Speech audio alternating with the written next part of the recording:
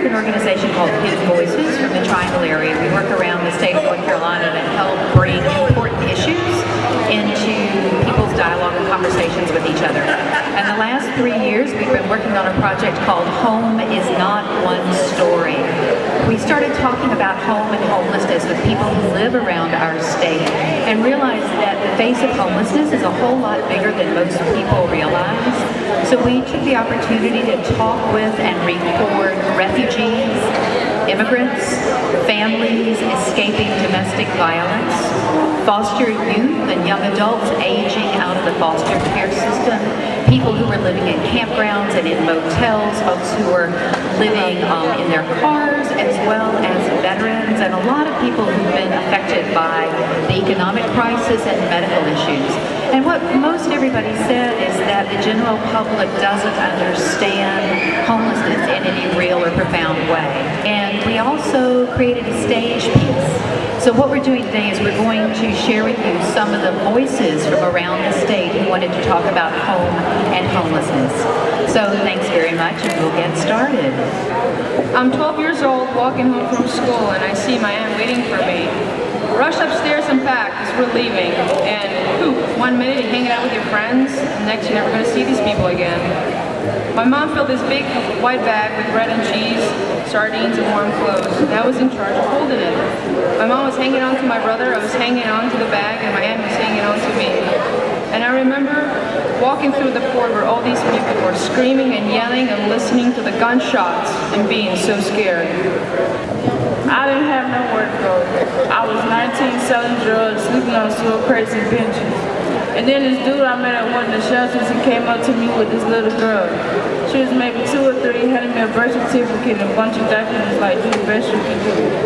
The chaos of violent relationships is so strange and so bizarre that the threats become believable because of what's done on a day-to-day basis. I will cut you up and put you in that bag, and no one will ever find you.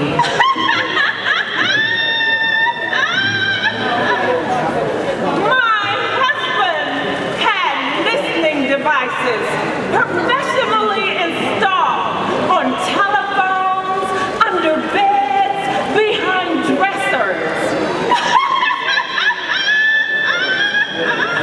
That man would take transparent tape on doors to keep me trapped inside. He'd scatter acorns underneath the welcome sign so that if anybody came to visit when he wasn't there, the acorns would be crushed.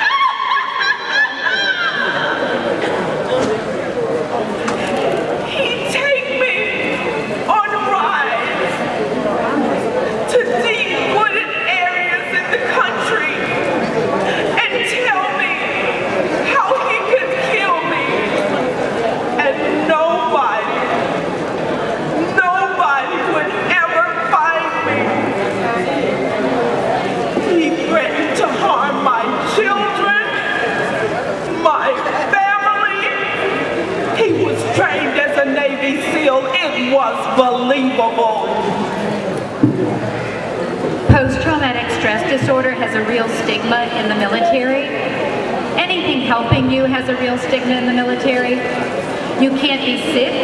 You can't be weak. Your will is strong. You will move forward in spite of whatever is going on.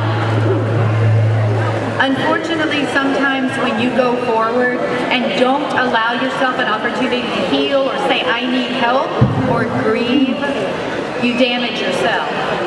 And then you become the few, the proud, the well-drugged. But no matter how many meds you take to cover up the damage, it's still there. Because your soul can just bleed, and your heart can just close up shop. There was no one but children in the settlement when the soldiers arrived. It was market day, and the women had walked to the town to trade. The soldiers lined up all the school children against the wall, me, my little brother, my friends. The girl behind me opened the window and tried to jump out. but they heard. They shot her in the back. It's amazing how your mind will refuse to accept reality, I thought. I didn't do anything. These other people, they must have done something. If I just stand here and do what the soldiers say, I'll be saved. And then they shot my little brother, and everything just went away. I didn't think anymore. I jumped out of the window and I ran. I hid in the woods. When the mothers came back, they didn't know why the children weren't coming home from school. They finally went over and saw. When they found me, my mother was so angry, she beat the shit out of me, and then she left. That was the last time I saw her.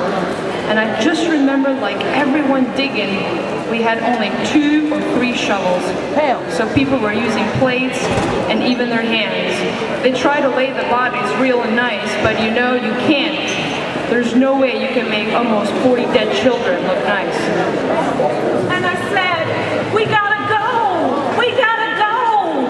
We're leaving and we're not coming back! And my daughter, the only thing she ever had from her father was this little chocolate doll set. It had a chocolate mama and a little chocolate baby. And she named the baby Sweet Sweet. And in all our hurrying and scurrying about, she forgot Sweet Sweet.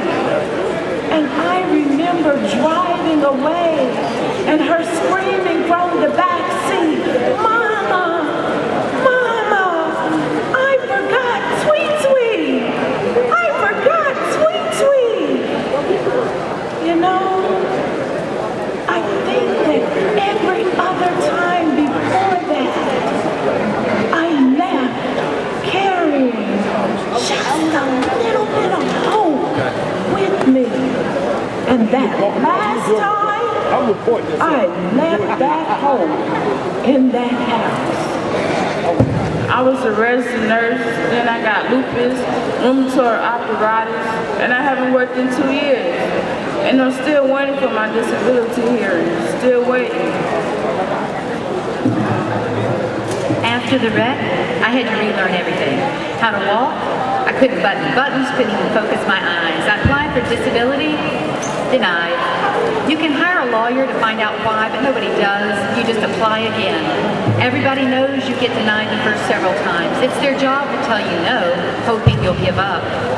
I was finally approved, but you can't hardly get a place to live for $500, much less take care of your kids.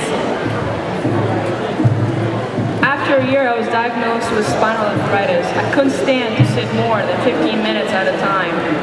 I finally had to take a leave of absence. We all knew I wasn't coming back. You deserve it, because this is who you choose to be.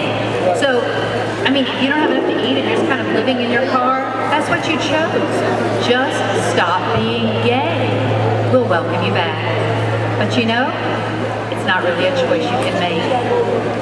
People think there are all kinds of services, but it's a 3 or 4 year wait for Section 8 housing. And you may have to wait a year to find out if you qualify to wait.